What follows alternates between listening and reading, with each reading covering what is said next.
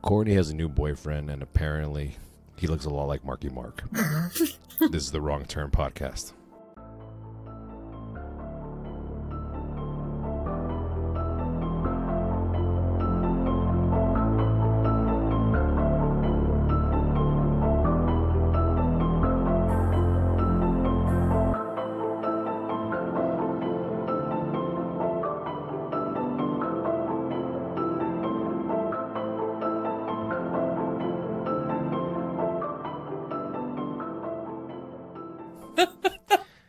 Hey Courtney, how's it going? Good.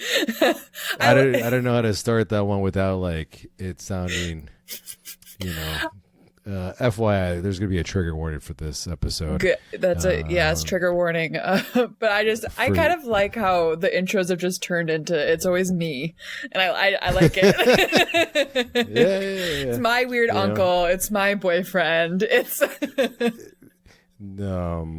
Yeah, trigger warning for sexual violence, stalking, unhealthy relationships, and bad emotional parenting. abuse, all of that. Oh, thank you. Yeah. I was looking for another one. I was like, I know I'm missing something. Yeah, here. it's all of it. It's all of it. Yeah, emotional abuse definitely. So if that hits any of your bingo cards, then yeah, please skip this episode and come back next time. But in the theme of love, we're doing horror-themed love movies, and we got one of the prize ones here, Fear from 1996, starring Mark Wahlberg, Marky Mark himself, and Reese Witherspoon. This is a little bit of a, I don't want to say like a gem, but not a gem. Had you ever watched this one growing up? So I was more of a Cruel Intentions girl myself. Mm-hmm. If we're speaking of like around the same years, and definitely, Reese Witherspoon. Wait, she's not on Cruel Intentions. That's Michelle. Yeah, she is. No, she is. She is. Totally is. Of course she is. Oh my God. Going insane. But this was 3 years before. Right. So 3 years, because this was like kind of what made her like big, I guess. But the reasons why I came across Fear, and I think I told you this, is because of the episode of It's Always Sunny in Philadelphia. Oh, 100%. Yeah. I'm definitely, I always say I'm going to put it in, but I think I'm definitely going to put it in this one. Oh, no, yeah. You're going to put it in, and then I'm probably going to put something on social media about it as well. Episode of that's Sunny. How I should have started. That's how I should have started the episode. Be like, Courtney's doing that thing from Fear. She's doing that thing from Fear. She's fearing herself or whatever. Oh. Dude, that's from Fear. Oh shit, that's from Fear, dude. What did I can't just like? I'm just gonna go down a tangent real quick, and I kind of want to know what she did in between.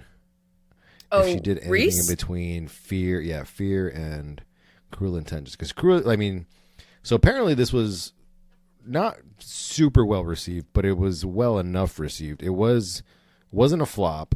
It did make back its money and then some. It had a budget of $6.5 million, and then it earned back $20 million and had like a little bit of a cult success. Yeah. I mean, I guess mostly with teenagers, and then on top of that, like Reese Witherspoon and Marky Mark had like a thing going on at the time. Were they dating fling, or hooking up? But like as much as you could believe, right? The news at the time. Like I'm sure everybody just I can believe like only like half of like on-set relationships are actually true, right? Where there was a word for it, a showmance. It's a showmance because you just kind of you fall in love with that person while you're filming whatever you're filming, and then once you're no longer together, it's kind of like, oh, okay, I've moved on. Like, yeah. And I get that when you're an actor, I guess you're supposed to be, I guess, falling in love with another person. Oh man, all right, sorry to cut you off, but she did Pleasantville right before, after Fear, but before Cruel Intentions. Are you kidding? She did Pleasantville before Cruel Intentions? Yeah. I thought Pleasantville was after. It was like a 1 year, maybe 6 months. Who knows? Okay, holy shit! I love Pleasantville. That movie is underrated. Afterwards, she did Election, which I think is fucking great. Election is good. Reese is great. I enjoy Reese a lot. and then American Psycho in 2000. Yes, that's a good one too. Which is a small role, but a little memorable. Okay. And then on the other side of this, we got Marky Mark, who at the time of this, when this movie came out, was kind of on top of the fucking world. He had 3 singles that hit like the number one, like the top 100. And I think his first song, what was it? Feel the Vibration or something. Yes, the song that he hates. Like the number one. I think he famously hates that song. Does he? Oh, you know what? Every artist ends up hating their work at one point. Yeah, I also feel like, okay, don't get me wrong, Marky Mark looks great in this movie. Side note that the character is awful. He looks fantastic. He's sexy as hell. But like, I don't think he can laugh at himself, which bumps me out. I don't think he has a sense of humor and like he can make fun of himself. He takes himself too seriously. For a guy who owns a Buick dealership called Mark Wahlberg's GMC dealership in fucking Ohio, he takes himself way too serious. That's one of the little side notes that I found out. I didn't know that. I was just going down a little deep Marky Mark hole. I don't think he can laugh at himself, and that's why I think I'm turned off by him. I'm just like, ugh, whatever. Anybody who owns a fucking Buick or GMC dealership in a flyover state, I mean, like, come on, man. Got to be able to just crack a joke at yourself. Yeah, he can't. Oh, any person that starred in the movie Infinity, which was a fucking piece of shit, should be able to laugh at themselves. It's like, hey, man, Mark Wahlberg, if you're listening to this, just fucking laugh at yourself. It's okay. I will proceed to call him Marky Mark forever. This episode. Oh yeah, he's Marky Mark forever. Even like, because my mom thinks he's like sexy, and I'm just, so she's always like he's like one of her favorites, and I was like, oh god, whatever, Marky Mark. Like, no, like he was a fucking sex symbol. He's a babe. He's a babe. I'm not. He had the abs. He had the low cut with the baggy jeans. He had the Calvin Klein. Like, no, he was a fashion icon, a sex symbol, a musician, a dancer. Then after this, he became a fucking actor apparently. And Fear was his 4th movie, right after fucking Basketball Diaries, which yes. Basketball Diaries is fucking up there. Yeah, it is. That's a great one. FYI, the role of David McNall, which was played by Marky Mark, was actually intended for Leonardo DiCaprio. I wrote that down. And I was like, fucking random. But I guess Leo was the one that like passed and then gave a good word. Like gave Marky Mark like a good word, and that's how he got the part. I mean, good for Leo, you know? Yeah. I cannot see Leo in this, but who knows? Not young Leo. Man, there's a world where Leo was on his way to Titanic, baby. Well, I think now we got to do it. Now we just got to do a side tangent before we get into this. Now I just have to know before we get too far. Titanic was 99, I'm pretty sure. 98 or 99. Let's see.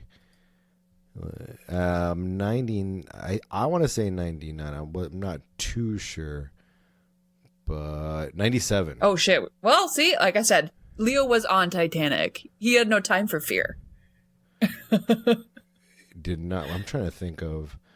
So yeah, in between Fear and Basketball Diaries, he had starred in like 4 or 5 movies. Oh, Marky. Quick and the Dead, Total Eclipse, Romeo and Juliet, Marvin's Room, and then Titanic. After Basketball Diaries, which we're getting excited because we're talking about Fear. But regardless, yeah, we're talking about Fear. All right, so I think that it hits for all our notes on the before the movie. You had anything else before we hit play on this? Just I read something that I liked, and it's just this movie is Fatal Attraction, but for teens. Oh man, it is heavy on the yeah, and I was like, that checks out. And just a reminder, I don't know about you, when I was watching this, I had to keep reminding myself that they're kids. I was like, they're kids. Like, Mark Wahlberg's supposed to be 18, 19, and Reese Witherspoon is 16. Yeah, they don't really specify like if she's supposed to be 18 or what grade she's in. I think they say she's 16. Which I'm like, Yeah, I know. But that's what I meant. I was like, oh god, that's right. These are children. Like, Yeah, like these are Marky Mark looks like he's 30. Yeah, but you know, I don't know. Actually, Hollywood. he looks mid-20s. Hollywood, I know, but it was just me sitting here watching it. I was like, what? Because it's been a long time since I've watched this. No, but I completely was just like, no, like this is slightly inappropriate because she's supposed to be 16. Like that's yeah, right here in the synopsis, a 16-year-old girl takes up with a charming young man. Yeah, charming. Okay, for 10 seconds, he's charming. So our list of players here, we have Mark Wahlberg playing David McNall, which we will be calling Marky Mark. Reese Witherspoon is playing Nicole Walker, which we'll be calling Nicole Witherspoon. Willem Peterson is Stephen Walker, Nicole's dad. Alyssa Milano playing Margot Massey is Nicole's best friend. Amy Brenneman is Laura Walker, the stepmom and Stephen's wife, and Toby Walker is the younger brother. And then we have our list of dude bros, which is like our gang. Logan, Terry, Nobby, and Hacker. Nobby. And, Nicole, Nob, and then Gary, played by Todd, who is Nicole's, best friend zone. Yep, he's friend zoned. Which is like, I like it. There wasn't a whole lot of tension, but he wasn't like Gary was actually trying. There wasn't any of that. No. This movie has its things. I could see why, like, especially in the early 90s, mid 90s, like I could see why it was a hit because it has actually a bunch of scenes that are actually really, really memorable and like stood the test of time. Yeah. Like, yeah. The fear, the thing from Fear beating the chest is the definitely beating the one, chest is is top. So iconic. Like, thank you. And I think with that, as we do, we are going to be playing the movie in the background. We're going to be talking shit about it, but just because we talk shit about it doesn't mean we don't love these movies. Because we, much like your family, we will talk shit about you, but doesn't mean we don't love you. Ooh la la. Stop being so obvious. He wants you bad. You know, you're not at all like what I expect you to be the first time I saw you. Oh, so? You're just sweet. Dad, meet David McCall. Pleasure to meet you, sir. Same here, dude. Nicole's curfew is 12 o'clock. All right. Hello. Yeah. You remember that song and dance about David in some perfect little town back east? Something like that. Well, guess again. He's got no family, no address, no work record. What's the big deal? Big deal, Laura, is that the guy gives me the creeps, and the girl is my daughter. This is all about David. Something wrong with But your problem with David, not He's mine. not a good guy. Well, this is gonna stop. Tell me you need me. I need you, David. Nicole! Relax, Steve. We're friends. We're practically family. The guy is a psychopath.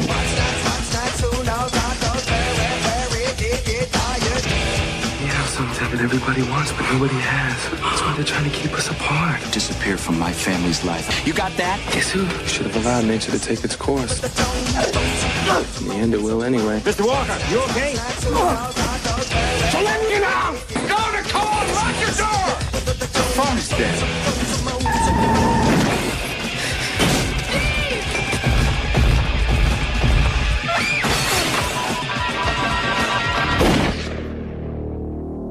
Fear. And with that, I think we'll be pressing play. all right, here we go. Yeah. We got our Universal logo, and we got Image Entertainment. This movie was directed by, I believe, James Foley. Yeah, it's a James Foley. Mm-hmm. James Foley joint. Oh, FYI, and the Fear logo comes up God. 1 second after the Image Entertainment in like the most Fast and Furious font that ever Fast and Furious. The Like, font in it is- general for these credits had me laughing. I was like the font is creepier than the movie actually is. The font's creepy. That's the horror. Yeah. That's the horror, you guys. It's the font. And you know what? I wouldn't even have like guessed this was Seattle because I don't know a Seattle skyline. So I'm like, me either. But I would have later on when they're at their house. Instance right here, I could totally see Pacific West Coast. I was like, yeah, that's Washington. yeah. I mean, but when I was, when I was young, I never would have guessed. No. And here we have an inappropriate scene of a 16-year-old girl taking a shower. Right And away. she's like, right away. 16-year-old, you guys. 16. She's taking a shower. and she looks like spot on. Like she looks very, very young. She does. And Reese is probably what, early 19 maybe? I don't know. I'll give it to you. I'll give it to you in a second. Yeah. But while you're getting that, then we go right to her dad, who is just like running through the forest, I guess to show us that he's like super physically fit and hot. He's fit dad. And this is, like I said, this is William Peterson playing Stephen Walker. And he's giving it his fucking all. He's most famous now for starring in the CSI TV shows for like the last 20 years, apparently. Oh, I don't watch that show. I don't watch it either. But most notably, he is from motherfucking Manhunter, which was the first version of Silence of the Lambs, like the Thomas Harris fucking world. Oh. And he plays, it is like, now if I should have picked one for my birthday, like we should have done Manhunter. Manhunter is a fucking Don't amazing. worry. We'll get to it. Eventually we will get to it. Yeah. But then on top of that, Steven's running down the fucking forest or whatever. And his dog Kaiser comes up to greet him and was like, you could have been running with your fucking dog this entire time. Like, German Shepherd's a great dog to run with. Yeah. Already you're giving me fucking bad dad vibes here. He's like, just bad you just dad. let your dog at home. Yeah, get the fuck out of here. God. I'm sorry. It's just such, as a pet owner. It's fine. I know you're a pet owner, and that dog needs to be exercised. So it's just like, okay. But then it goes. It's a giant fucking dog. We cut into the whole fam. No, you're good. The family's having their breakfast, and their very nice house. They are well to do. This family, dad makes good money. Like you said before, it is the stepmom, and then that is her kid. So yeah. They're not blood related, the siblings, but yet they're all moving in together, living together situation. Yeah, which I guess it might be like maybe it was coming up in the mid 90s, you know, like new families getting together, sort of, you know, one kid from one family, one kid from another family. Yeah. It's not uncommon, but no. Steven is an architect apparently, and apparently he designed this house, which I don't think you're told right away. And Amy Brenneman, he's the shittiest architect, and we'll get to that later. We'll get to that later. I think he's like, well, you find out later he's designing a fucking plaza. Like, he's not designing art. That's exactly it. It looks like a plaza in like the Midwest. I was like, really? You're the architect? It's a fucking gas station. It's a gas station. In between cities. Get the fuck out of here. In a flyover state, speaking of. That is where that's at. Like... Mm-hmm. So then we cut into their breakfast. Nicole Witherspoon apparently has a very short skirt, and Steven is a little bit upset about it. And I do appreciate they don't actually over-sexualize Nicole a whole lot. Like, this might be a short skirt, but it's not like obscenely short. It's no, fine. she looks fine. She has a very nice dress on. But again, the dad's like, oh, don't you want to like maybe go change or whatever? And it's like, I looked at it and I was like, she looks fine. She's fine, Steven. Leave her alone. Yeah, I was like, that's not too short. She's a 16-year-old going to fucking school. Like, so then we cut to Nicole and Gary meeting up with Alyssa Milano, Margot Massey, and then they're gonna go to the city to a coffee shop, and I guess they're gonna be like hang out because they're not supposed to, you know. It's a like, cool coffee shop. There's probably some pot smoking. This looks like where you would have a poetry slam. Yeah, like, some interpretive dance, maybe. I don't know. Like it's a place. Don't get me wrong. I'd probably hang out there. Like when I was a teenager, I'd be like, yeah, that's where I'm going. This is like giving me like, I mean, it's like I guess like a coffee shop, pool hall / bar maybe, because there's a lot of people for a coffee. There's shop. a lot of people. That's like it's a. Yeah, because like there's pool tables. They can also order food that they're trying to order for takeout. Because Reese is really like, no, we're not staying. We're not staying. Whereas, yeah, we can't be here. We can't be here. I'm like, I guess yeah, you're right. She's trying to just be a good good because daughter. overall, Reese is a good kid. She's pretty smart. Like she makes mistakes, but she's 16.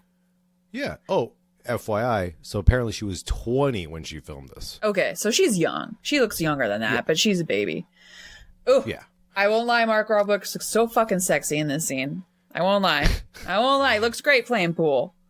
I mean, he definitely had he definitely had muscles that like any other guy would be like, yeah, I want to work out to look like that. That's fine.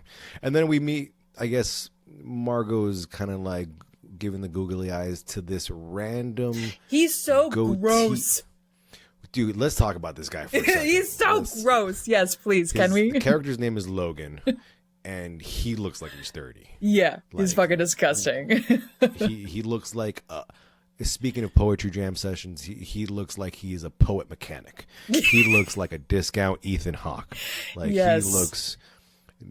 He's not definitely 30. whatsoever. I don't see it either at all. Oh, I don't. Well, that's kind of Alyssa Milano's character. She's the bad influence. La-di-da. So she's gonna go for the baddest guy. He does not look like the baddest guy. He doesn't. He looks like he lives in a trailer park. He looks like he smells bad too. Yeah, it's disgusting. He tucks his pants into his leather. He tucks his shirt into his leather pants. That must be uncomfortable. Sir, you look uncomfortable. You look uncomfortable. Yeah. So they take a flyer. Alyssa Milano takes a flyer for this like other party that they want to go to, but like Reese is saying she can't go because she has a family thing. Mm-hmm. And the flyers for a party down by the docks, and it's titled Fetish because it's got to be super edgy in the mid 90s, with a cat on it. And I'm like, all right, whatever. We get to this party eventually, and we're like, it's not an edgy party. Yeah, it's a fun. It's whatever. It's a party. Yeah, Might as well just should have been at the fucking Poetry Slam Jam bar. I thought it might have been the same place, but I guess it was a little different. Yeah, they changed the lighting. The lighting, I was just like, oh, it's like, okay, whatever. And then I guess so Nicole has a family thing. I guess they were going to go to a concert, and then her and Steven are trying to relate on some sort of level, but they can't because she's a teenager and he's the dad, and he just doesn't understand where she's coming from. It's just so hard that he's just like, it's so, yeah, because we don't know what happened to her mom, and we actually don't know what happened to the other guy, the dad in the other family. But yes, they're having a hard time relating. Or do we know? Did I miss that? They mentioned it briefly. Like apparently Toby's dad is too busy hooking up with chicks to come by you're a right. baseball game. Yeah, I've heard. And then Nicole Witherspoon's mom lives in L.A. and there was a little bit of a rough couple years. So then they moved to Seattle or whatnot. But it's neither here nor there. So she's got a little bit jaded when it comes to her family, I guess. But you're right. Like, but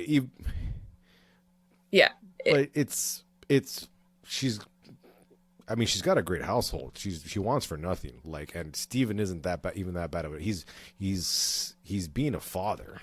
He's there. He's not a bad dad. Yeah. Yeah. He's taking care of his family. Like, this isn't a horrible portrayal of a family. It's not. That's what I meant when I was like, Reese is actually a pretty good kid, and that's the thing that's going on. It's just like they're trying to get together, but yes, the dad here, like, what's the concert you mentioned? And Reese has actually like put her foot down. She's like, no, I have to stay home. I'm going to spend time with my family. Yeah. So then Steven gets a phone call and he's got to go to Vancouver and he's got to cancel his plans with his family. And then everyone's fucking mad.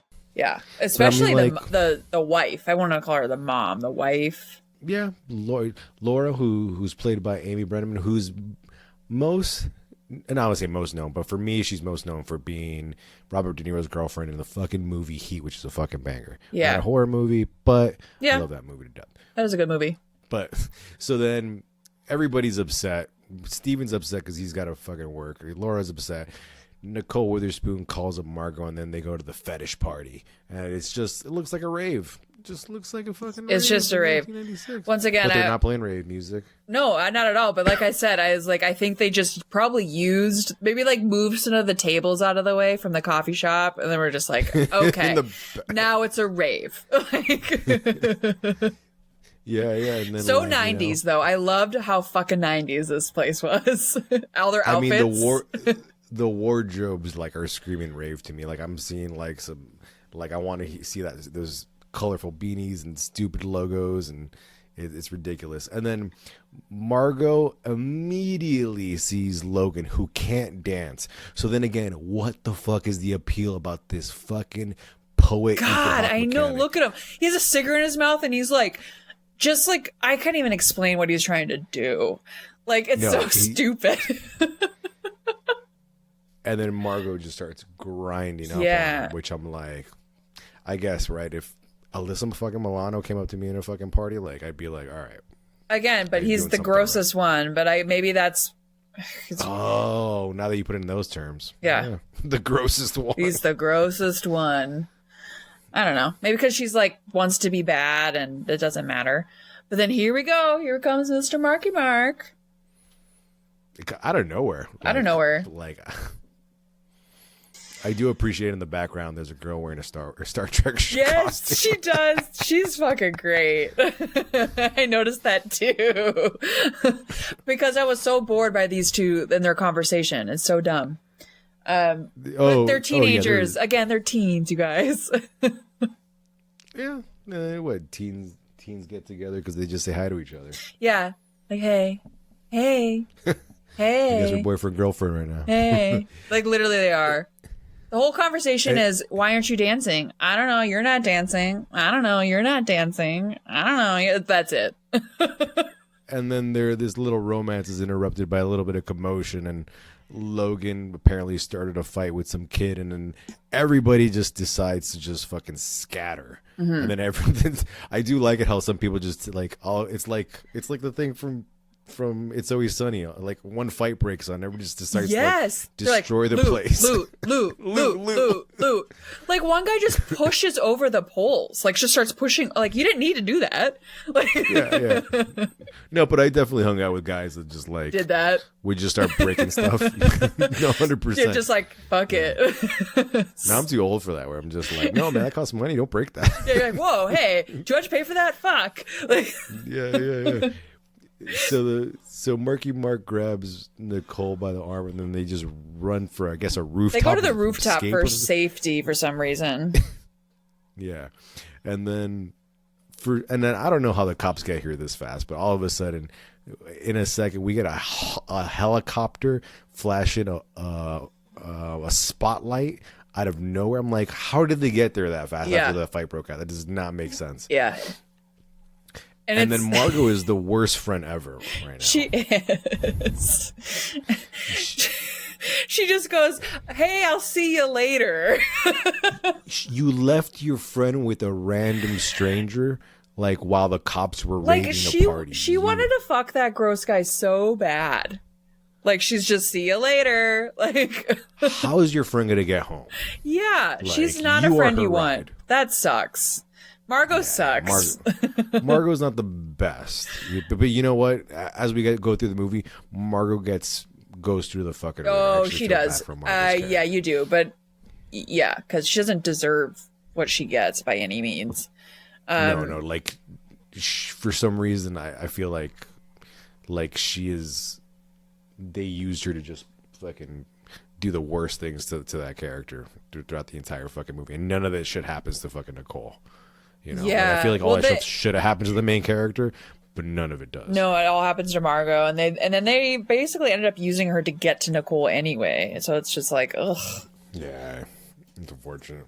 So then Nicole fucking gets a ride with fucking Marky Mark because I guess he saved her from the cops. Sure. And then And then they start to connect, right? Mm-hmm. And this is the scene where, you know, she lets him know about her mom, and then Marky Mark is telling him about his great life back home back on the East Coast, and he comes from a cookie cutter family, which we found is a big old lie. Yeah. And yeah, like you said, this is just two teenagers connecting, and all it takes is just some kids to say hi to each other. Yeah. Like, and again, I'm not like the whole like falling in love in a day thing when you're a teenager. Yeah, I get it. I mean, like it happened to me where you're just like, this person is my world. So yeah, like that part isn't unbelievable to me. And you're right. All the shenanigans she gets up to, like while she's not at home, also believable. Yeah, right? Like, teenage kids are gonna get up to no good when they're not at home. 100%. I did it, and this was a pretty decent portrayal of that. Yeah.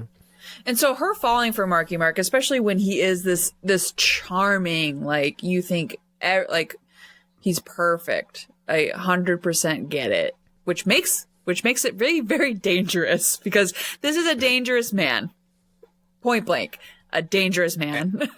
and it's offset, like the dichotomy between like how dangerous he is, and he looks very, very unassuming. Yes.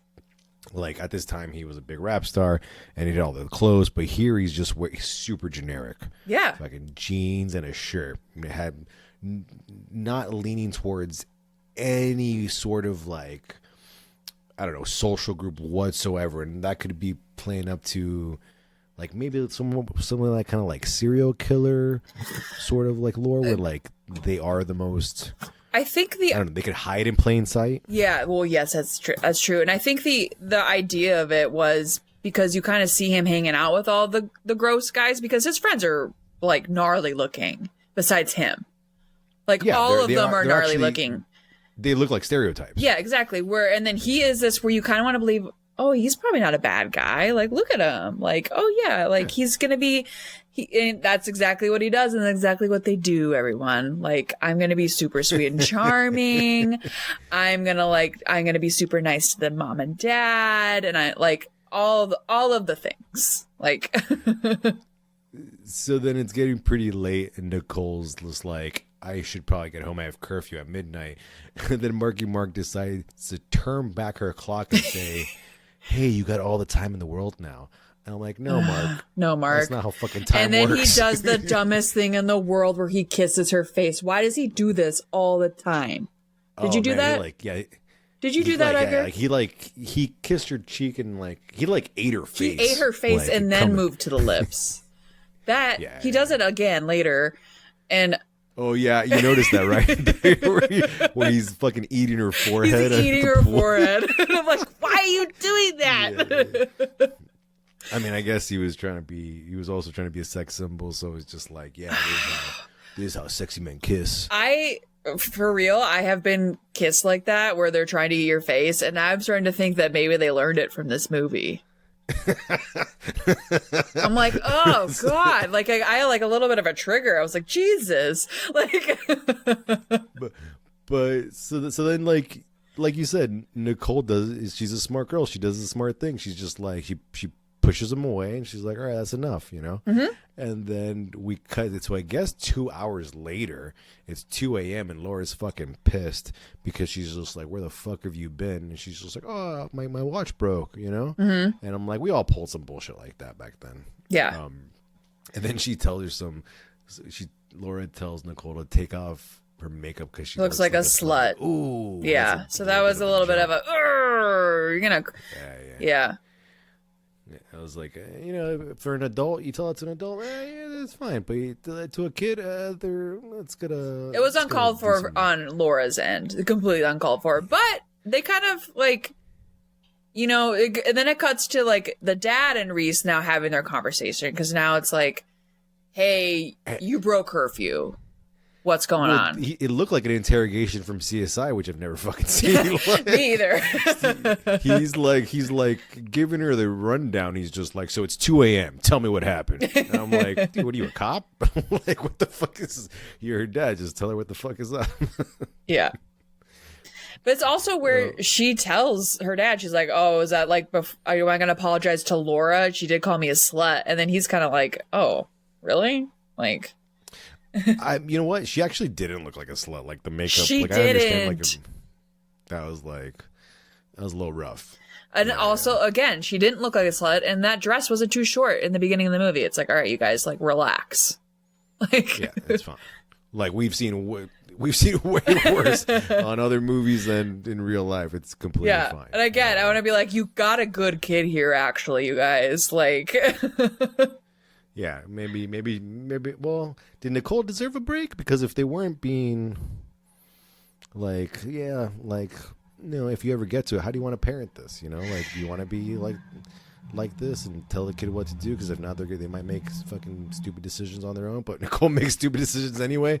Yeah. So, like, what good is it? yeah. You know? So then we get another scene where Steven's just, fucking wet as all fucking hell. I know, he's just sopping wet. Just really trying to fucking lay down the fact that, he's the sexy fucking dad. Yeah. And I'm like, was this part of Steven's contract? Like, that's what it is. Like, I mean, the whole thing is like Marky Mark versus the dad. So I guess, like, who's hotter? So who, a little bit of for everybody. Exactly. Who's hotter? Which one do you like? So then we cut to Bushes Come Down, which is a huge fucking song, and then Nicole gets picked up by Marky Mark, and she kind of fucking rubs it in all the girls. Yeah, she's like, look at this hot guy that picked me up in his car. Mm-hmm. I get it. And we get a montage of them at the fucking pool hall, which was called I forgot the name. I had it written down here somewhere.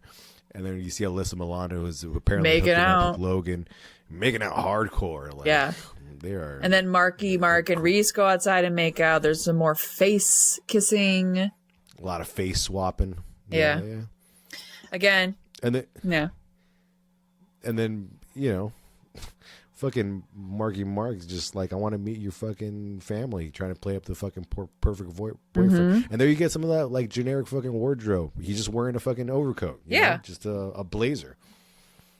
And then next thing you know, he's meeting the family. He's like, hey. And he's just like, Marky Mark just dives into this. He's like, hey, buddy, to the brother. And he's like, look at your cute little dog. Like, he is like laying it on thick for these guys. Oh, yeah.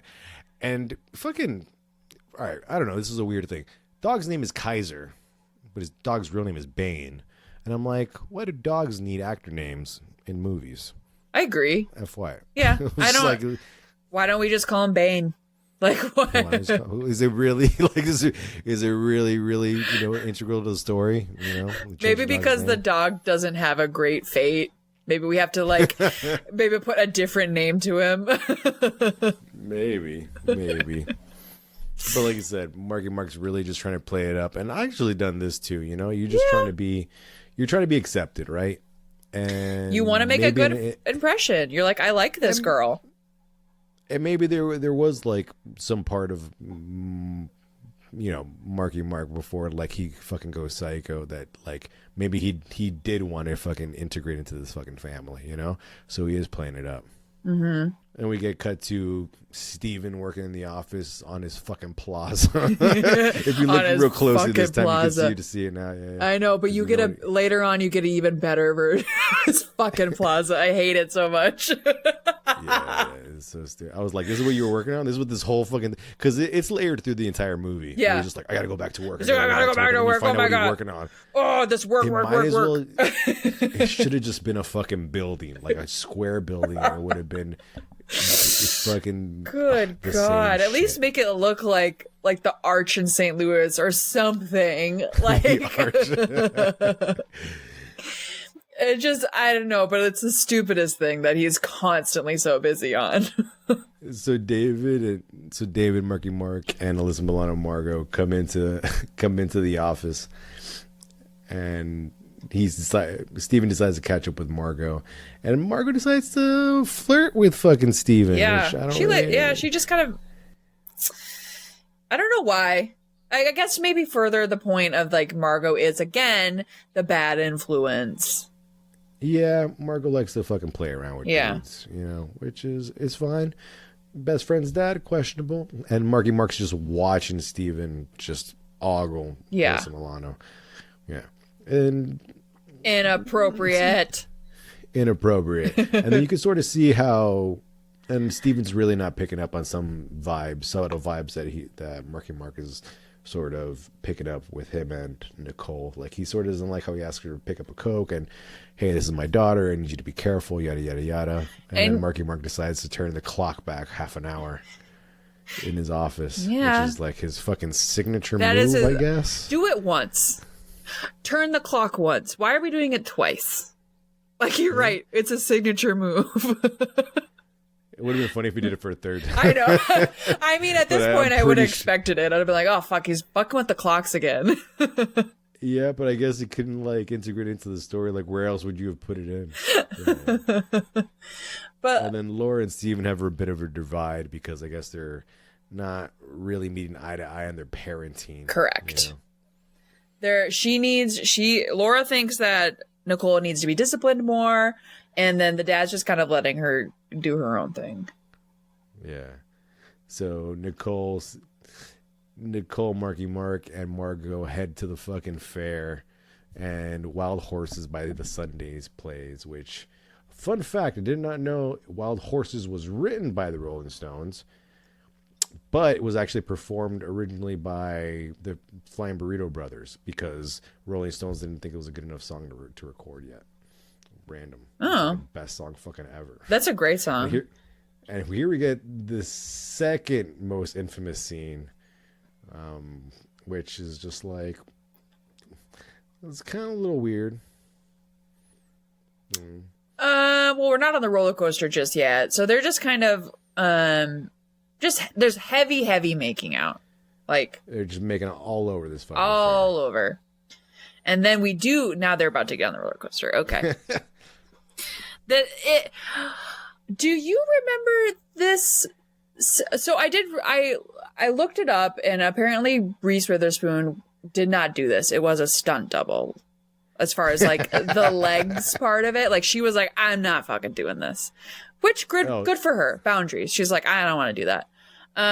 But it's very risky and honestly sexy. Like, it's like, oh, okay. Like, wow. Like, who doesn't want to get fingered on a roller coaster when you're 16? A lot of people I know roller coaster. You know how many people sit on a roller coaster? It's wild. It is a wild thing to do. I was just trying to figure out, like, no, 100%. Like in, I guess, like the romantic side of it or the sexual side of it. Like, yeah, like you said, it's risque. It is pretty fucking. And creepy. she's into it. She's like, I want you to do this. Like, and so that's kind of hot about it. You're like, all right, cool. Like, good for her. She's exploring her body, her sexuality. She wants this. And then, but yeah, it's wild. At the fucking peak, this is fucking 100%.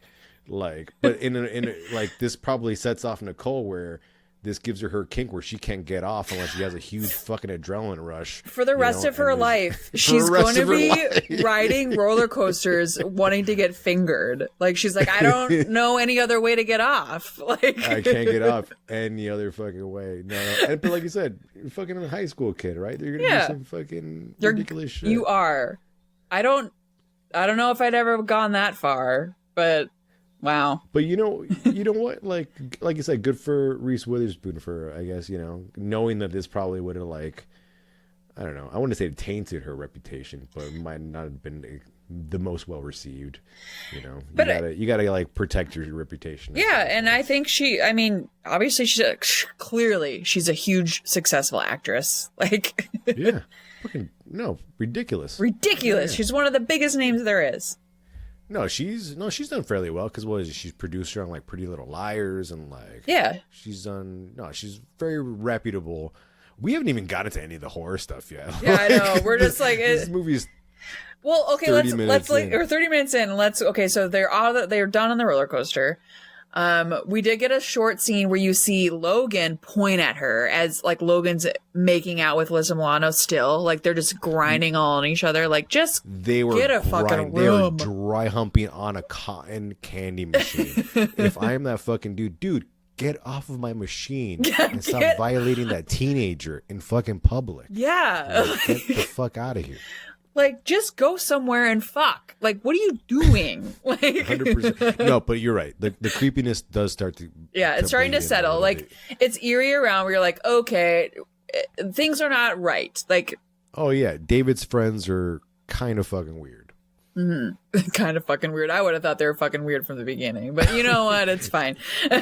So David's plan kind of had some overlapping effects where Steven missed the FedEx run. Now he's got to go to Vancouver, but he's trying to patch things up with Laura. So he tells Laura, come over to Vancouver with me.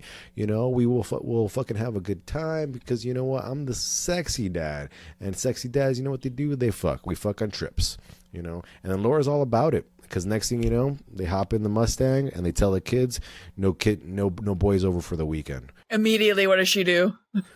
Because, I mean, I get it. Yeah, 100%, of course. 100% I'm calling him to come over. But she gives David the code to the house, which is like, all right, I was a dumb teenager, but I was never this dumb. Yes. I'm not giving my friends the alarm code to my house. No. Like, I'll come and let you in, but you're not getting a key. Like, Yeah, get the fuck out of here. You know, and then David just rolls right in, and then we get another very sensual scene. Yeah. This is a part Not where as good as a roller coaster, though. it's not the roller coaster. What a bummer. But yeah, so he just like, he goes into her bedroom, and then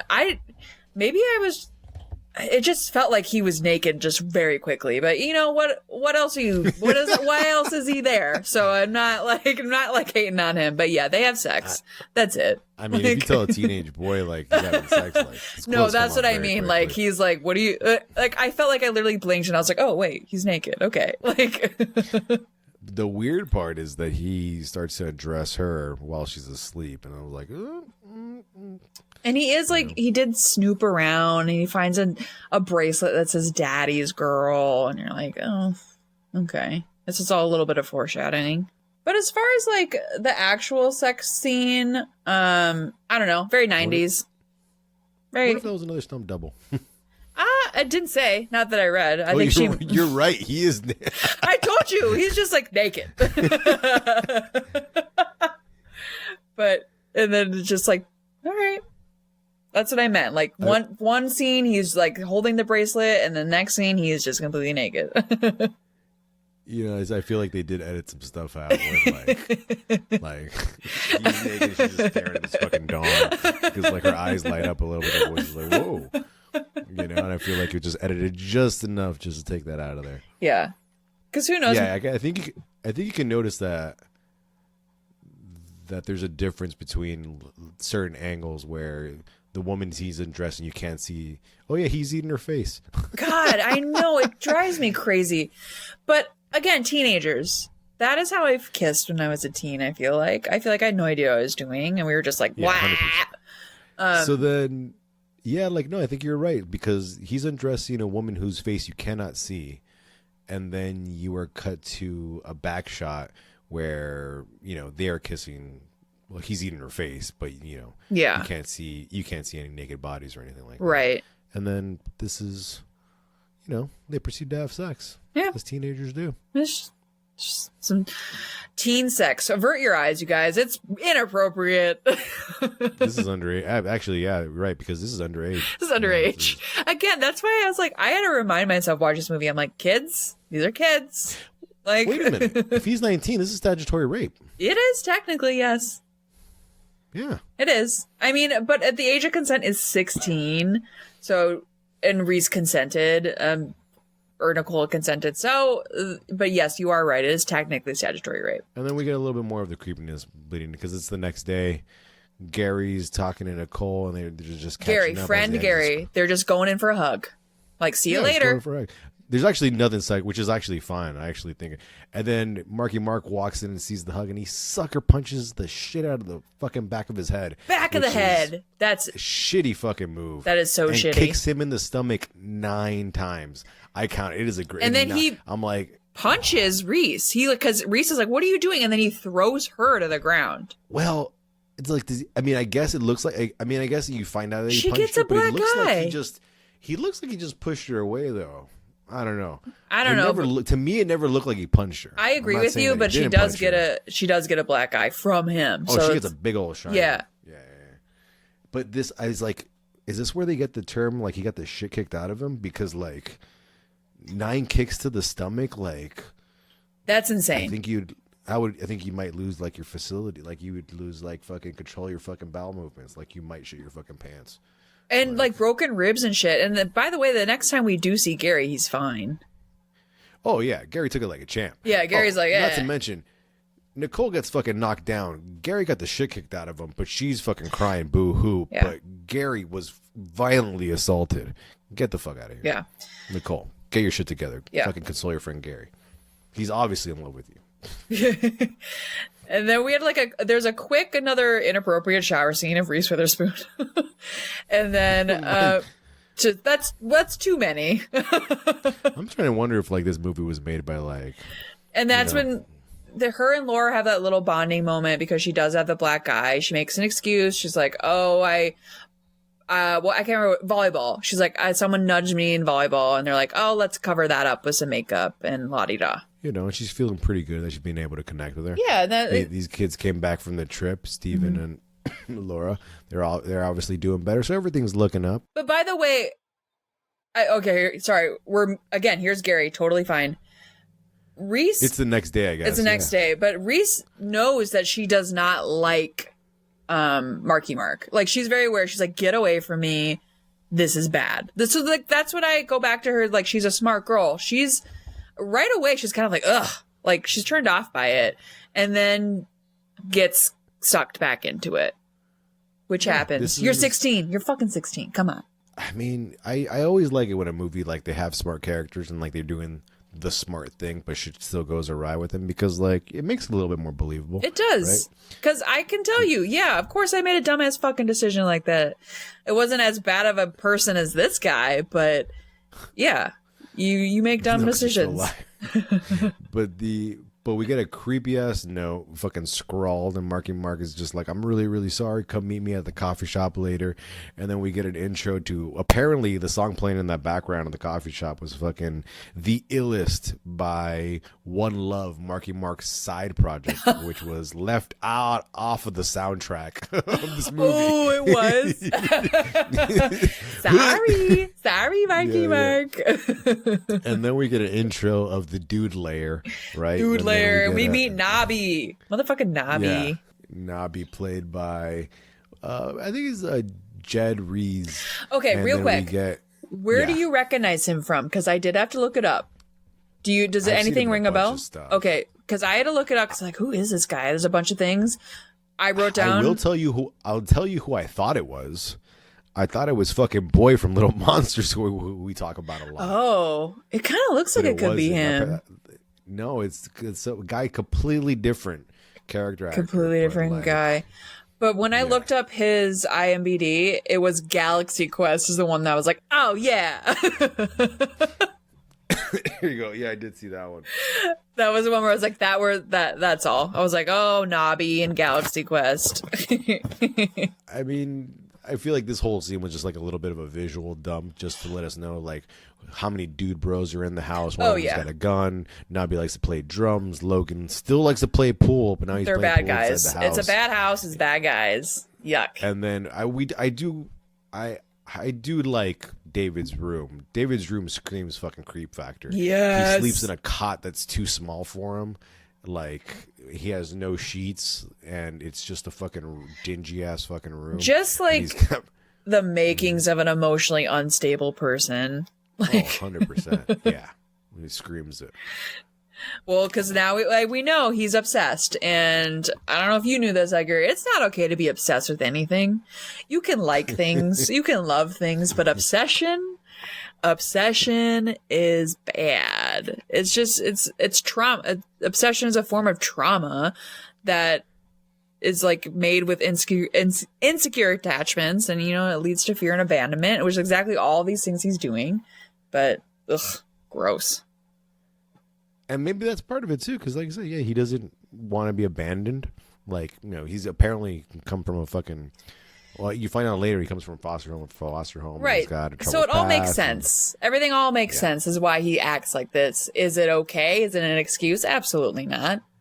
Like, which are all things they could play with in the remake that's coming. Woo, woo. The Fear remake.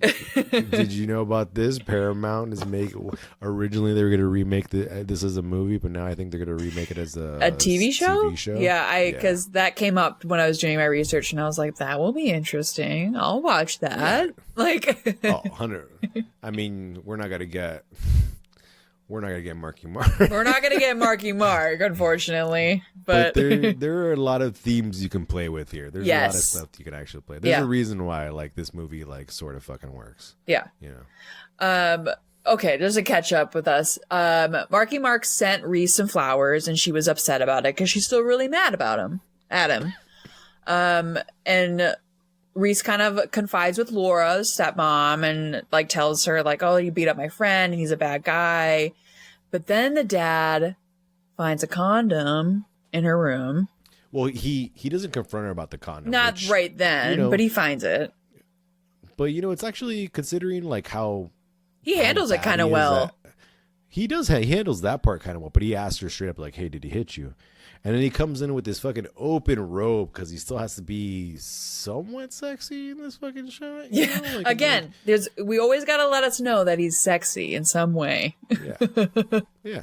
Open chest robe, like cover yourself. You don't need it right now. Yeah. you don't need it. This is not the situation. You're having a serious talk with your daughter about her possibly being sexually active.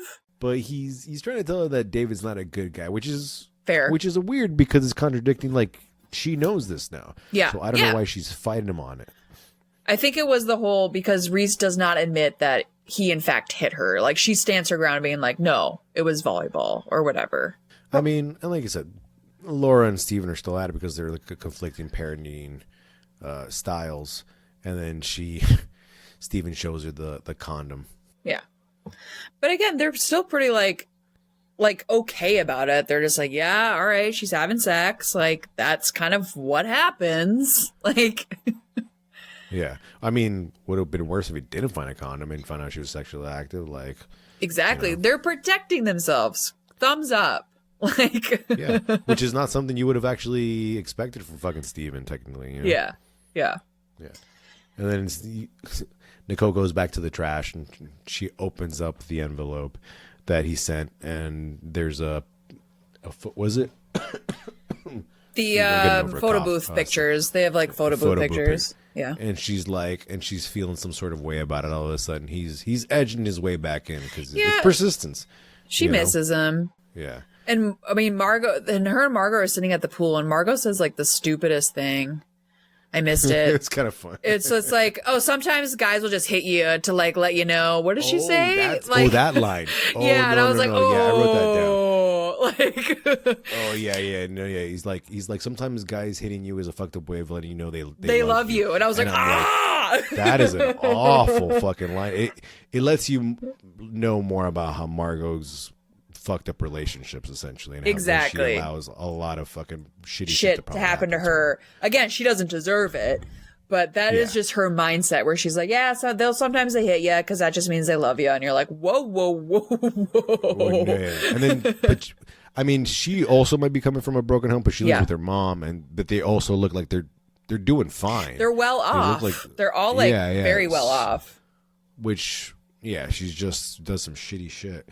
And then the dude Rose crashed their get together, right? And then Nicole is fucking out of there once she sees fucking Marky Mark. But he stops her. Marky Mark. Yeah, he's like, I gotta talk to you. I gotta eat your face.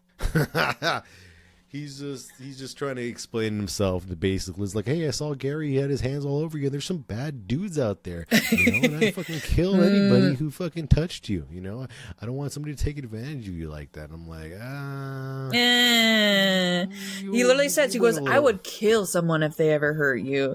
Things you don't want to hear. Hey, that's foreshadowing. Yeah. Hey, everyone.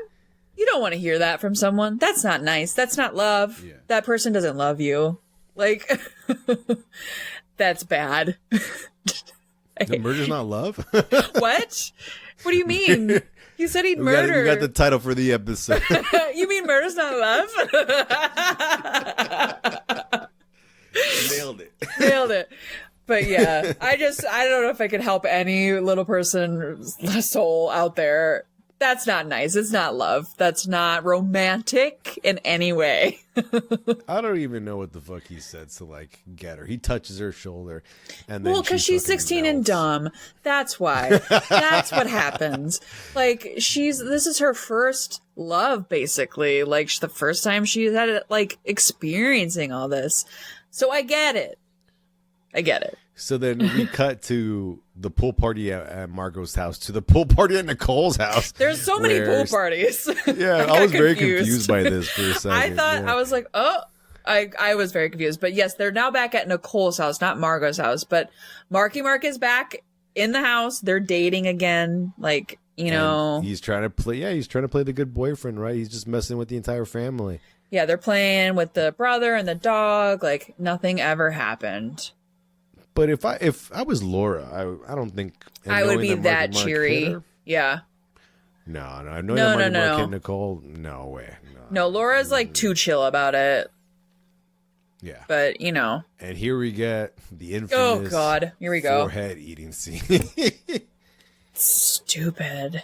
Laura's just trying to fucking antagonize Steven, being like, look, it's your rules, right? You said nothing under your house or whatever the fuck. So, I'm going to bring Marky Mark back into the house, and so you can keep eyes on everybody, And then Marky Mark starts eating Reese's forehead. Yeah, that's such a weird thing. That's not a kiss. He fucking mouthed. Yeah. And I was like, and I understand what you were saying. I was like, well, he's a sex symbol. And I was like, that's not sexy. That's not sexy. No. But then... So then we cut to basically now Steven's going to do his due diligence, and he's going to track down basically Marky Mark's past. And he's found out that he jumped around from foster home to foster home. He's got a record. He's basically an orphan, and he's got a bad past. He doesn't have the cookie cutter lifestyle that he said he had, or that he told. Yeah, he made it all up. Mm-hmm. Yeah. Big shocker. And I'm pretty sure they used this scene for... They use this scene for the trailer. He's like, the deal is he's a bad dude. He's a bad dude. The girl is my daughter. They use that. I remember seeing that trailer so much growing up. You're like, oh God, oh my God, here it comes. Are we? No, yep. It's shortly, in a bit. It's gonna be a little bit. Steven goes to pick up Nicole in his Mustang, and then he comes across Marky Mark in his, I don't know, Corvair. What is he driving? A Corvair. Yeah, you're right. Yep. Which is like, I don't know what it is, but apparently Nicole was giving a shit about like that car exploding. It does look like another muscle car essentially. Yeah. But their cars have a pissing contest, and then Steven walks up to Marky Mark, or drives to Marky Mark, but like, hey, we need to have a little bit of a conversation, come around the corner and let's talk. Yeah. Man to man. Again, which one's hotter, the dad or Marky Mark? I mean, I wonder if like at this time, was this William Peterson? That's what his name was, right? If he was like such a huge sex symbol or something like that, where he's just like, yeah, put me against the types of Marky Mark, right? Women won't be able to contain themselves. Yeah, and like you said it with the cars and everything. Like it's just like it's these two like against each other. So this is it, guys. This is the scene. He's trying to confront Marky Mark, and Marky Mark just he lets the fucking facade go fucking. He down. Does. Marky Mark's like, fuck this. It's a decent monologue. It's a good one. It's not bad. He's just basically telling Steven, like, you're fucking up on every aspect of your fucking life, and if not, I wouldn't be able to come in and just fucking wreak havoc on your family, but essentially like just letting him know that Steven is fucking inadequate at his job, with his wife, with his daughter, and it's decent. Yeah. And then the only thing fucking Steven has to fucking say is the equivalent of I'm rubber, you're glue. Yeah. Whatever you say to me sticks to you. Because he's just what? I'm going to fucking rip off your balls. He got this. This was nothing compared to what fucking Marky Mark said. Marky Mark just also, said, 100%. Steve's like dumb face the whole time Marky Mark is talking. I'm sorry. Like he's like, huh? What? Like, so yeah, it's like you're not talking to a fucking teenager. You're talking to like the fucking sociopath. Yeah. So, but like you said, that's his whole thing. He's like, I'm gonna rip your balls off, friend, or whatever. And then and then gets back in his car, and here we go. Here it is. Marky Mark starts to hit himself in the fucking chest. The best scene in the whole goddamn movie. What are you doing? What is that? I recognize that. What is that? Oh shit, that's from Fear, dude. Oh, that's Marky Mark. That's Marky Mark. That's what Marky Mark does. He does that, and then Oh shit! And then the cops come in, and he get. Oh, and then the police think that William he gets Peterson, it. the guy from Go. CSI. She means business. She means business. Oh shit! You know what? I totally thought there was a version of this movie where you see the bruises on his chest. I think there But I guess- is, but maybe it wasn't in the cut I have. Yeah, it wasn't in this cut either. I swore I fucking saw it. I thought there was too, because all it is like when we get to it is that Nicole confronts him and she's like, I saw the bruises, and you're like, oh, okay. Oh yeah, these after school special speeches. It's just like, how can you be such a hypocrite? Dad? I'm like, all right, the fucking writing in this scene is not the fucking spectacular. It was whatever. But you know how hard you would have to hit. Like, all right, I do not bruise easily. I can bruise, but you would not see bruises on me. So like you would have to hit yourself so fucking hard, to fucking bruise your own fucking skin. But he's a psychopath, so you believe it. So it's like, he probably would do that. Because here comes Nicole. She goes running and she's like, this is exactly it. Into the house. She's like, Dad, how could you do that? Like, she's like, I'm not perfect, but I expected more from you. I'm like, all right, whatever, calm the fuck down. yeah. But yeah, you're right. I feel like there was definitely a scene that you saw his bruised chest. Maybe people can help us out. Like, why did they cut that out? Because I feel like that would have been really important. Oh, I mean, you know, a little visual representation. Be like, yeah, look how. Yeah, it would have just laid it on. Like, yeah, look how. Unless it's the Mandela effect. Maybe we made it up. I guess. Maybe we made it up. I mean, like I said, it seems like there was a lot of stuff edited out of this fucking movie. But so Nicole has a fight with her dad about it, and she's like, how dare you beat up my boyfriend? And then she runs off and gets in the car with him, and she's out of there. And then we get another Bush song. Yeah, Bush is which, again, no, I guess is their theme. This is like they use every time they're together. So much grunge rock. I love it.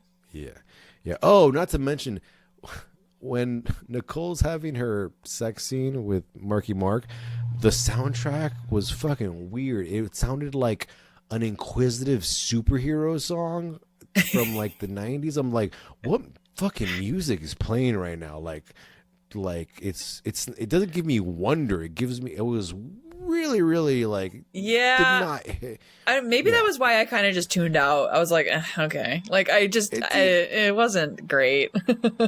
Yeah, it didn't hit the sexy notes. I was just like and again, superhero teens. Music? I was like, and again, teens. Like, okay, like, and I know teens and horror go hand in hand, like killing teens, all that shit. But it just didn't hit it. Like you said, it did not really get. It didn't hit that. Yeah. God, we go back to some more heavy making out. I can't stand the way Mark Wahlberg makes out in this movie. It's a third time. Oh God, I have to edit something like this. Like, it's just like, he's the worst kisser. And then they play fucking Wild Horses again, so I guess they means they had more sex. They have more sex. That would what you would assume with the song choice, that they have sex in his car. Yeah. You don't see it though. Yeah, that's fine. You don't need to. We don't need to. I don't want to fucking see it anymore. We had a fingering scene. You had the sex scene. Okay, whatever. They're horny teens. Got it. Yeah, we're done with it, essentially. So then Marky Mark was like, are you sure you want to go home? And then Nicole's not really sure if she wants to go home. You know, she looks at the house. Marky Mark drives off, and she sort of like, you know what? Kind of, thinks about it twice, and then she turns around and she thinks she's going to go catch up to Marky Mark and drive to his house, which I didn't realize she drove to his house. I'm like, how the fuck did she get there? Oh, yeah. No, it took me a second too, because I thought she was going to go after him and be like, wait. But then I realized, oh no, she drove herself to his house. Yeah. It took me a second. Because for some reason, I guess I blinked and then I didn't realize she drove herself to the fucking house. I'm like, did she fucking walk there? I'm like, and here we get. This is when we get to see the bad. The bad starts to come out. So she knows where Marky Mark lives, at the dude bro's house. And then there's a party going down. And then Nicole comes across her friend Margot in some questionable position. And I just want to say this. No one knows she's there. No one knows Nicole is there. Yeah. No one sees her. But Nicole sees Margot grinding on fucking Logan still. Hard. Real hard. And Logan's smoking crack. Yeah, it looks like a crack pipe. That's It looks what I like was a gonna fucking say. crack pipe. He's smoking crack. And then So these guys are yeah. not the greatest. And then in walks Mark Wahlberg, and this is when you learn that, like, you feel fucking horrible for Margot because she basically starts getting abused, and he's basically like, "You're gonna fuck me and say that you want to fuck me, like tell me that," and you're like, "Oh shit." Yeah, tell your boyfriend Logan that you want to fuck me. I'm just like, whoa, like this just got really fucking nasty. Yeah, really and fucking Nicole is aggressive. seeing this all go down, and then he watches Marky Mark pick up Margot and then like take her to the bedroom. And they then all Logan's call her like "You a know dirty what?" bitch, a little dirty bitch. So I was like, oh, my awful heart. for Margot. Awful. Yeah, like, poor girl. This is just the beginning for Margot. And then Logan just goes back to fucking smoking his crack pipe. Yeah. Just like, But fine. Nicole gets the fuck out of there. Because again, she's like, holy shit, I should have, like, I knew, like, he's bad. He's fucking bad. And she's crying, like, because she's upset. That's awful. But she knows he's bad.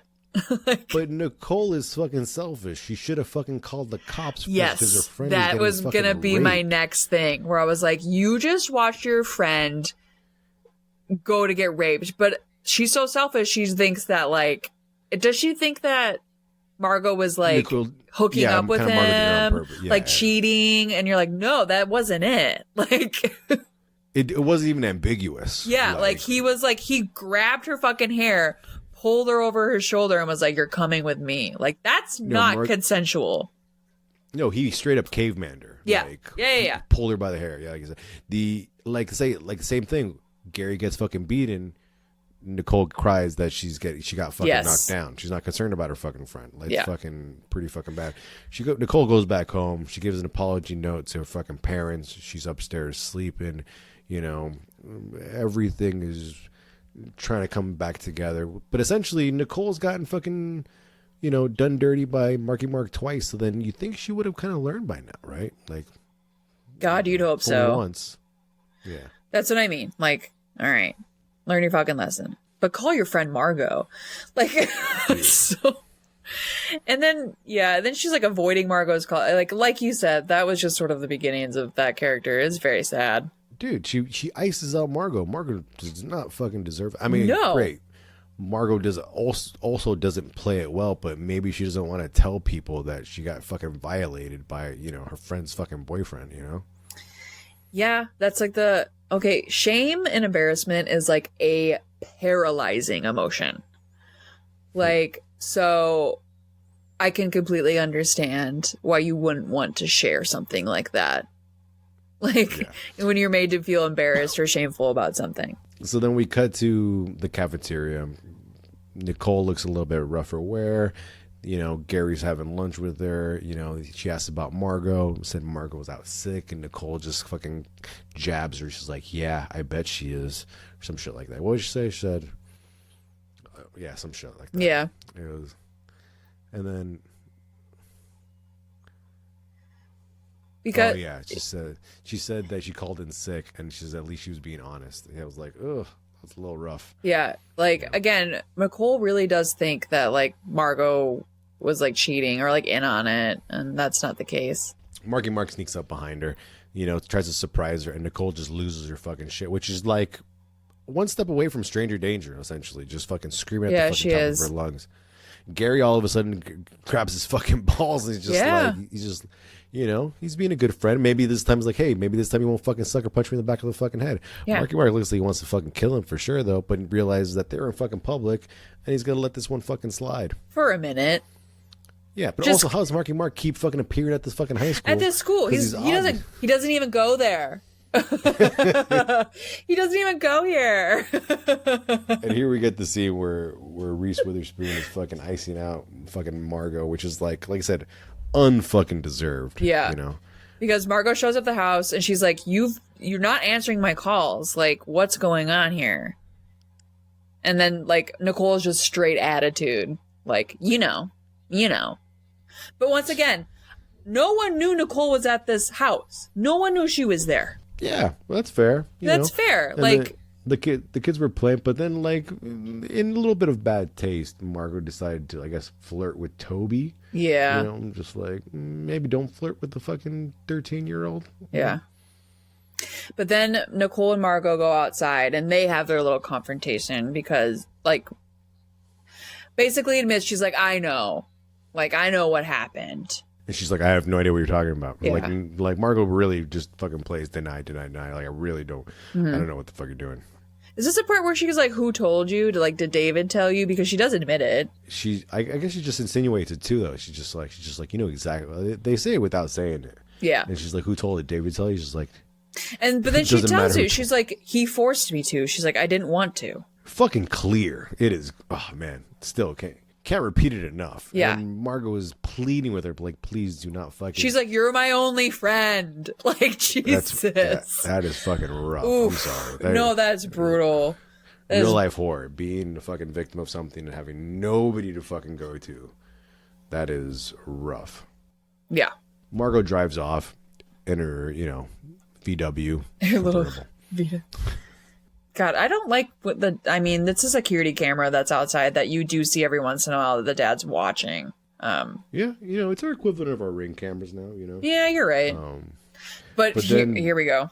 But Mark, I guess, was just waiting outside of her house. Probably. He's crazy. Yeah. He catches up with Margot really fucking fast. Mm-hmm. Fucking runs her off the fucking side of the road. And like I said, Marky Mark isn't holding back any fucking punches now. Yeah. God, yeah, it's brutal. Like he's running her off the road. He's like this little car chase scene of him like trying to pull up alongside of her and then being backed off because there's like oncoming traffic, and then basically just ramming her right off the fucking road to get her to talk to him. And why does everybody have a convertible in this fucking movie? You're right. They both have convertibles. And so does and then Steve the dad has is this a convertible coming up? Where's the convertible's a thing in fucking It's Seattle? Washington. It rains a lot. Why? What? Yeah. Like, you don't want a cloth fucking top. you don't. Oh God. And then he rams her out the road and starts beating her up. It's disgusting. He fucking starts slapping her on the side of the head like if she was a dummy or something like that. God, it's so disgusting. Yeah, it's pretty rough. Yeah. Because obviously Nicole has found out, but once again, no one knows that she was at that party. And so Margot's like, I don't know how she found out. I didn't tell her, but she knows. Like, and this is like when I talked about how they start to use Margot as like a little bit of a manipulation tool. It's like, you better fucking fix it. Yeah, you better fucking fix it. But I don't think that actually happens. Like, I think she just happens to show up at the house at the wrong time. I mean, the point of her being in the house at the end isn't really important, to be honest. She's just kind of there. No, she's just kind of there. Just another victim. Yeah, just another victim. Marky Mark shows up to the Walker's house. Steven answers, and he's just trying to plead with Steven, just like, I'm really, really sorry. I'm really sorry. And Steven's loving this, too. He's loving having the fucking upper hand on fucking, looking down on fucking. He has the biggest boner, I bet. Ego boner. Ego boner about, like, being able to slam the door on Mark Wahlberg. Oh, yeah. Especially after that last fucking scene. Yeah. Steven, if fucking Marky Mark comes back groveling after that fucking altercation they had, 100% he's fucking loving it. Yeah. And he's fucking smiling. He's smiling that Nicole's back in the house. She's safe when he's separated. Like, he's like, he's I fucking won. reveling. I'm the dad. He's reveling in it. It's so fucking weird. Yeah, it is very strange. And then we get another infamous scene. This time we had to do jailhouse tattoos. And it's so stupid. But don't get me wrong, that's how I learned how to do this. You 100%. No, like, and I've worked with, and I've come across many people that have done this too. So Marky Mark, like stitches or whatever. Why would you say that? No, stabs he fucking himself? stabs Nicole's name and then into his Nicole chest. into his chest, and then he takes the ink of a pen and then rubs it all over his body, and then basically makes, like you said, a jailhouse tattoo that says Nicole forever. Nicole forever. Forever. On his fucking chest. He got tired. He didn't want to do the two last letters. Too much. It was too much. It's just forever. One letter too much. But yeah, that is funny. Like, try harder. Try harder. Like, do her fucking portrait, you know? Like, to write a fucking bunch of letters. Also, she never gets to see the tattoo. She doesn't know he did it. Nobody sees it. Nobody sees this but us, the audience. Only the audience gets to see it. But this kind of shows you that, like, even though Steven's fucked up and apparently he just fucking rapes girls willy-nilly, like, he is obsessed with fucking Nicole for fucking some reason. Oh my god, here's the scene with the fucking the fucking plaza. The plaza. They give you a really nice cut of like what this plaza looks like. And again, it is a Midwest mall. Like, you know what's really fucking funny? All right, so we cut back to her. So Nicole went to school. Nicole's getting picked up from school. But then there is a girl who walks right in front of Nicole Witherspoon who has the exact same costume. And I'm like, is that her fucking stunt though? If you just later, just rewind it back for a second. Oh my God. Like, when you she was see a girl that walked. Yeah. Okay. It's actually really fucking funny. I'll go back and watch it. Gary goes walk. I actually had that book bag, a fucking East Pack backpack. The one that Gary has? That's a cool one. Gary walks into the woods. I guess we're assuming he's going home. Yeah, he's walking in the woods going home, and then David, Marky Mark, quickly catches up with him. Because guess who's getting murdered, everybody? Oh, fucking Gary's gonna get fucking... Gary does a really wild backflip up here, though. Oh, 100%. This is another memorable scene. Like, this movie had it, you know? It had some things going for it. But Marky Mark does a fucking great fucking thing right now. His little fucking monologue of just fucking laying on the fucking creep factor about how he used to just fucking tear down walls made of flesh. Like, it was really, really fucking unsettling. Like, Mark can fucking act, you know? He did a fucking good job. He can act. I'm not saying he can't, but he might have benefited from, like, a voice coach. Oh, sorry about it. But yeah, like I said, oof, fucking A. Got it. Yeah, he catches up to Gary, pushes Gary over like some sort of fucking log. He does a fucking flip, pounces on him, and just fucking snaps his neck in one fucking motion. Like, yeah. So Gary's dead. That was it. Like, I was like, oh, that's shit. It. Like, that was quick. Yeah. Just because he was Nicole's friend. That was the only reason. I mean, Gary got a fucking light. Like, they say Gary was found beaten to death, but I'm like, I guess he beat him after the fucking fact. But like, Gary, I assumed he was gonna get beaten to death, but he just gets his fucking neck snapped. I guess it was quick. We got to cut back to Steven at the fucking office. The fucking plaza's going great, and they got to fucking show you the message. The plaza. We gotta go show everyone the plaza. And then they're gonna get in their car, and then all of a sudden, Steven comes across his fucking cherry red Mustang, beat into fucking shit. But I'm like, how the fuck did Marky Mark fucking do this? Like, it's the fucking broad daylight in downtown fucking Seattle. Yeah. Like, nobody's gonna fucking notice some fucking teenager ruining a fucking like Mustang. A Mustang. Apparently, because you're a huge architect, isn't this like a secure building? Perhaps. Get the fuck out. Get out of here. Does not compute. But look, I understand now. I'm kind of like on the rewatch. I was kind of understand how this might be traumatizing for Nicole. Like, everywhere Nicole turns, Marky Mark kind of shows up. Oh yeah, that's fucking awful. So to have a fucking stalker, you know, on your ass would lead you to believe like wherever you go, nowhere is safe, because you never know where they're gonna fucking turn up, right? Real life fucking horror. People have been stalked by other people. Trigger warning if you've ever been stalked.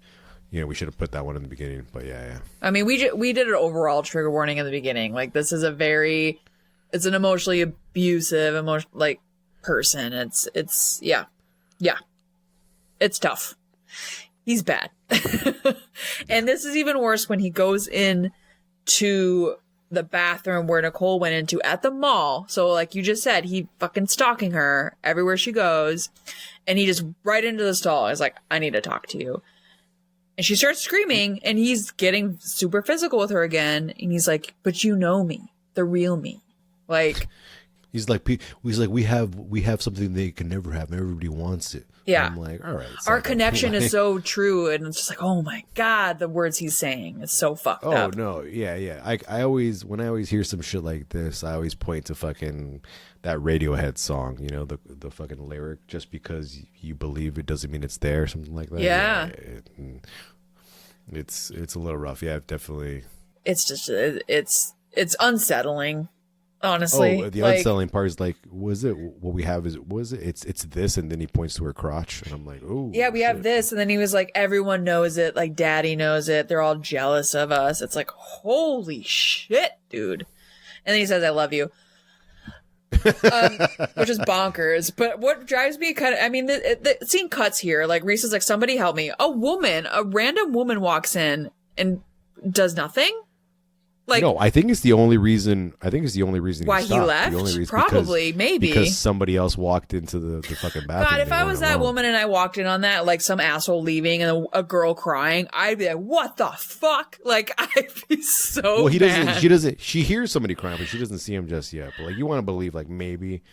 I don't know. I just was like, but then again, the characters haven't been helping each other out very much. You're right, exactly. No one's really doing that.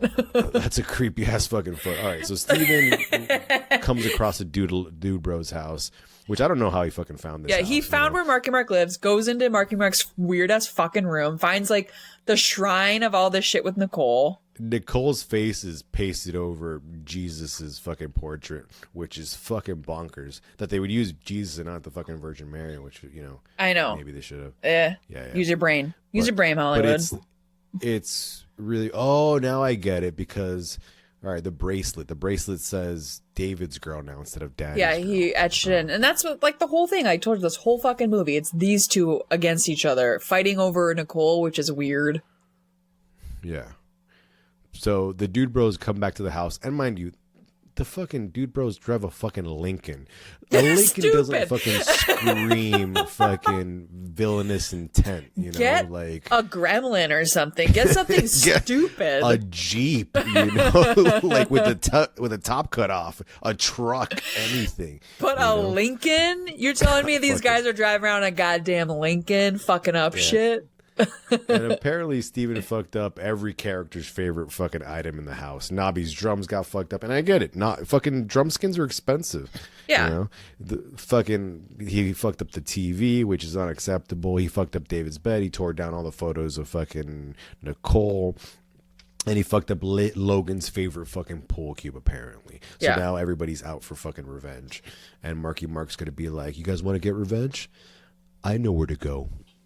You know, I would have blamed fucking Marky Mark. Be like, why the fuck are you fucking with some old man? Yeah. But then so Marky Mark just goes, "I know what we're gonna do. We're gonna go fuck this guy up." And you know, so now we're getting this climax. Here we are, guys. This is it. Yeah. And it happens pretty quick. Weird. We left this part out, but apparently they lived in a gated community. They do, yes. Or Steven's so rich that they have their own private security guard, a gentleman by the name of Larry, which we're going to find out. I got the vibe that it was a gated community, but I guess it works that way too, that he's so rich that they have a security guard. Yeah, there could be several houses at the end. Because I think Margot lives near-ish, because Margot is like the same setup. Remember, like with the pool and like on the lake? Oh yeah, like on the coast, yeah. So on the coast or whatever that they live. So that was my assumption, that they lived nearby and it was a gated area because they're all pretty wealthy. Yeah. So then Steven's on the phone. He's trying to talk to the fucking cops to be like, "Look, you guys need to fucking do something. I'm not worried about tonight, but what about tomorrow?" Like, no, I would be worried about tonight. Like, you broke into their house and you fucked up all their shit. Like, you know, and actually. Steven does give a fair amount of fucking good reason why the cops should be looking into them. Yeah, like, absolutely. Obviously up to some shit. Yeah. So like the fact that the cops don't do anything, but like with like this is a movie. You obviously. Yeah, but the cops showed up to that club like in 0.2 seconds. Yeah. So what the fuck? You know, it doesn't really check it out. That's okay. Yeah. It's a movie. Hey, it's a movie. Stupid. So yes, in case anyone forgets, remember Nicole gave Marky Mark their goddamn code to the house. Oh yeah. Oh, but see, all right. So this is the moment, right, where Margot comes over. It was a nice misdirect because the doorbell rings and then you think it's the dude bros that are gonna break into the house and Laura's letting them in, but no, it's just actually Margot who's fucking crying hysterically because they just found Gary fucking beaten to death in the fucking woods. Yeah, you know, like they found his body. And then, like I said, Margot again has nowhere else to go. But fuck, please, my only fucking friend. And so, like I said, nothing here led you to believe that like Marco was the fucking Trojan horse into the house, even though she told Marco to fucking fix it. You're right.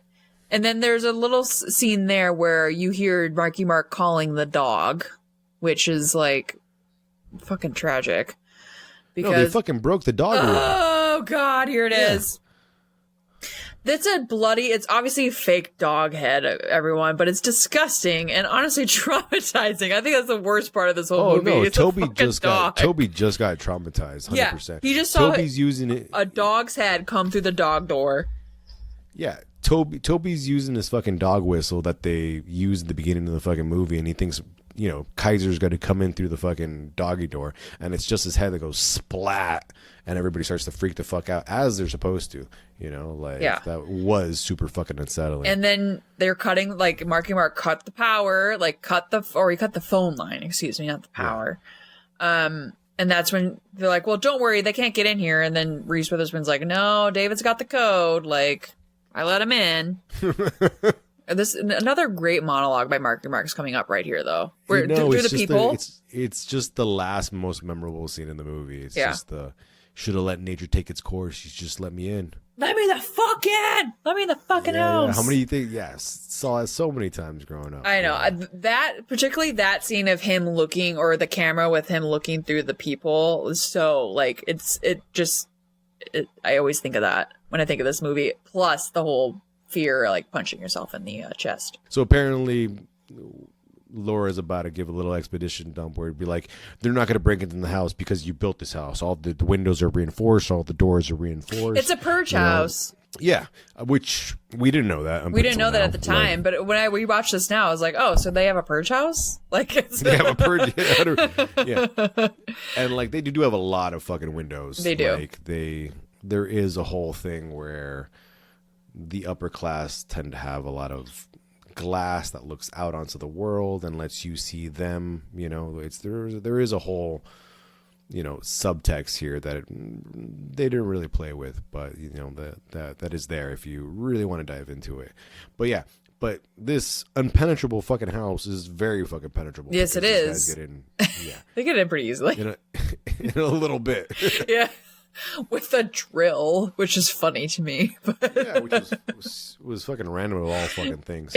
It was also the funny thing is like the whatchamacallit, when they drop the dog's head through the door and Steven's about to run out, Laura tells him, no, don't go out there. You don't know what the fuck is out there. She saved his fucking life. Yeah. 100% they were waiting right outside they were right outside that fucking door waiting for him. These characters, Steven is very impulsive and not the fucking brightest character because apparently he designs fucking plazas for a fucking living. I mean, apparently that's where the money is, I guess, though. Well, I guess you gotta work, right? There's gotta be. Maybe it's not art, but it it's pays not the art, bills. but people need their plazas so they can get their Jamba Juice. Fuck. And then this is where we find out the house is not very fucking strong, right? Nicole's and Margot are upstairs, and Margot's starting to lose her fucking shit, and Toby sees somebody creeping on the fucking window because Nicole grabs a fucking umbrella and breaks through this reinforced fucking window. Right? An umbrella breaks this. Okay, got you, everyone. Gotcha. I'm like, got it. This is the purge house. Everyone's getting it easily. Did you get the Shining reference though?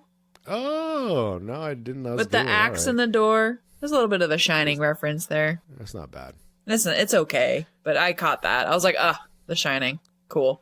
And Nicole's very fucking calm right now. And then she decides to fucking, she's smart. Like I said, some of these characters do smart things, like you said before. And she starts to fucking flash, or was it Morse code? Down? Morse code. She uses the flashlight with Morse code, I guess, to get the security guard.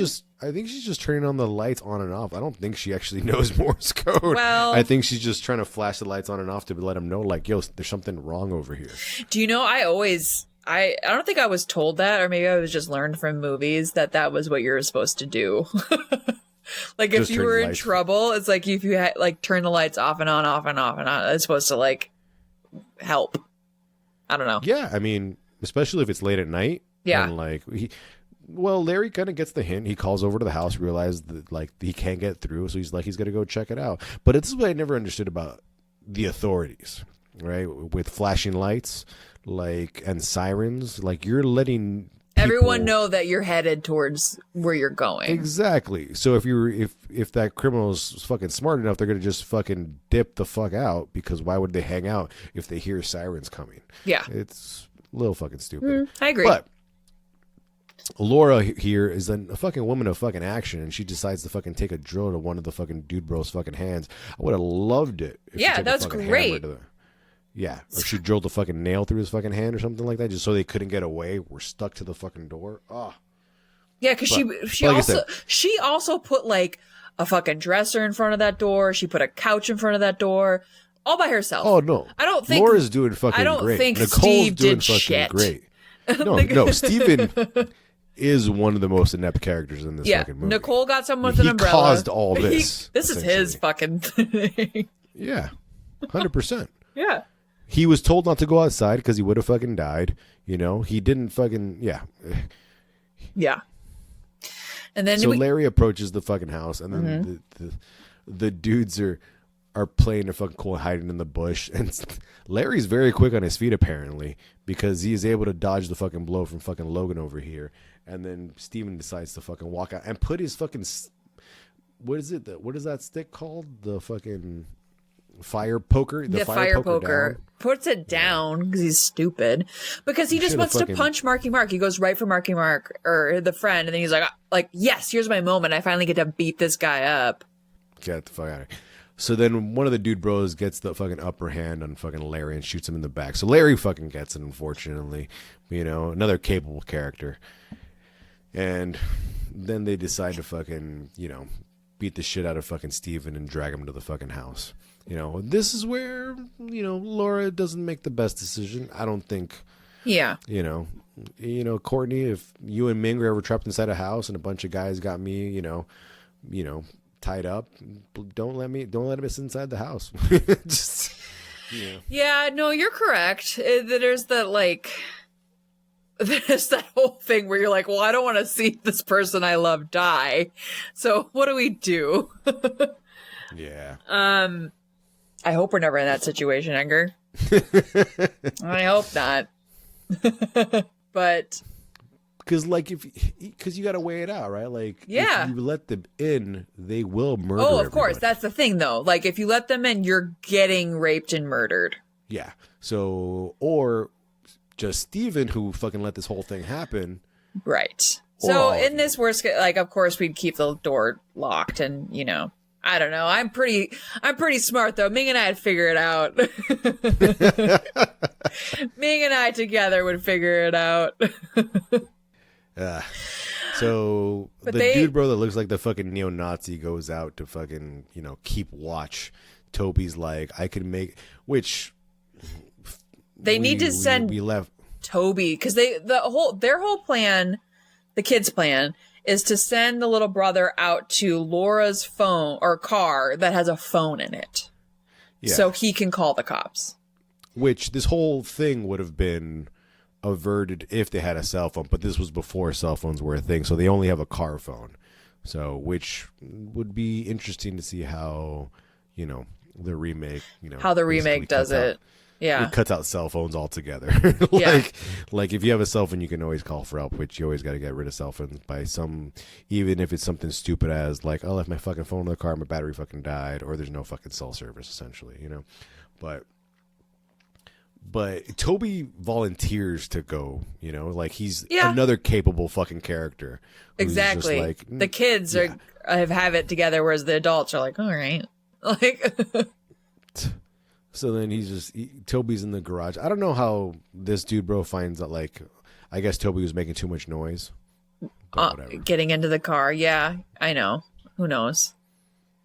But I mean, Toby's kind of a little bit of a badass, though. He runs that guy. Oh, 100%. No, runs a guy over. Some of these characters do fucking great. Like, they're not helpless, except for fucking Nicole and Steven, apparently. Like, even right now, like, Logan runs into the room, is gonna assault Nicole, but Margot's had enough of it, and she decides, and she fights back and gets the shit kicked out of her. I like know. I said, Margot gets a rough fucking. Nicole kind of fell into like her blanket and was like, "Oh no." But meanwhile, Toby's in the garage getting shot at. Yeah, shot at. He's not even aware of how bad the situation is for him right now. He's just trying to call 911, but he puts that car in a motherfucking drive and runs the guy over. Toby did great. He's amazing. Toby's out here fucking taking fucking people out. He's fucking 13. Dude saw his dead fucking dog's head. Got shot at. And he's like, I'm going to take out every one of these motherfuckers. He's like, out. I'm calling the cops and I'm taking all these bitches out. I love Toby. How did they cut the dog's head off? I don't want to know. Sorry. None of them have blood on their hands. That's true. I mean... So Toby's already called the cops, and then he sneaks back into the house, and then he realizes that his mom is handcuffed to the couch, or handcuffed on the fucking couch. Toby runs outside and sees the dead cop and is like, cool, I bet his keys are over here. Dude, I didn't even know that was the dead cop. I thought it was the guy he run over. No, it was a dead cop. So I was like, a kid is fucking thinking.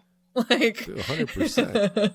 So Logan is up there assaulting Nicole. Marky Mark takes Steven up there, sees that the assault taking place, and he's just like, I can't let this happen. Kills him. And then he decides to fucking paint the inside of Nicole's room with fucking Logan's fucking brains.